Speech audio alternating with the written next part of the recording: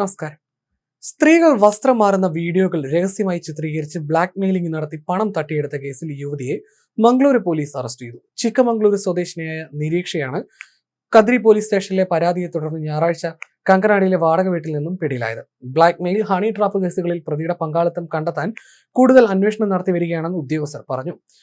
കമിതാക്കളുടെ രഹസ്യ നിമിഷങ്ങൾ വീഡിയോയിൽ പകർത്തി പിന്നീട് അവയുപയോഗിച്ച് ഭീഷണിപ്പെടുത്തി പണം തട്ടിയെടുക്കുകയായിരുന്നു പ്രതിയുടെ രീതിയെന്നും പോലീസ് പറയുന്നു. നേരത്തെ ഉടുപ്പി കറക്കളനിട്ടെ അഭിഷേക് ആചാര്യയുടെ ആത്മഹത്യാ കേസുമായി ബന്ധപ്പെട്ട് ഉയർന്നു വന്ന ഹണി ട്രാപ്പ് ആരോപണങ്ങളിലും നിരീക്ഷയുടെ പേര് പരാമർശിക്കപ്പെട്ടിരുന്നു. അഭിഷേക് ആചാര്യ മരണക്കുറിപ്പിൽ നിരീക്ഷയും മറ്റുള്ളവരെയും കുറിച്ച് വെളിപ്പെടുത്തലുകൾ നടത്തിയിരുന്നുവെന്നും താൻ പീഡനത്തിന് ഇരയായെന്നും ആരോപിച്ചിരുന്നുവെന്നും റിപ്പോർട്ടുകളുണ്ട്.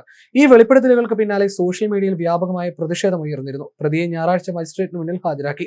കോടതി 14 ദിവസത്തേക്ക് പ്രതിയെ റിമാൻഡ് ചെയ്തു. അതേസമയം അഭിഷേക് ആത്മഹത്യ ചെയ്ത കേസിൽ ഹണി ട്രാപ്പ് നടന്നതിന് തെളിവുകളൊന്നുമില്ല എന്ന് ഉടുപ്പി പോലീസ് സൂപ്രണ്ട് ഹരിറാം ശങ്കർ പറഞ്ഞു. അന്വേഷണത്തിൽ നിരീക്ഷയുടെ ഫോണിൽ നിന്ന് അശ്ലീല ഫോട്ടോകളോ വീഡിയോകളോ കണ്ടെത്താനായിട്ടില്ലെന്നും ഒന്നും ഫോർവേഡ് ചെയ്തിട്ടില്ലെന്നും റിപ്പോർട്ടുണ്ട്.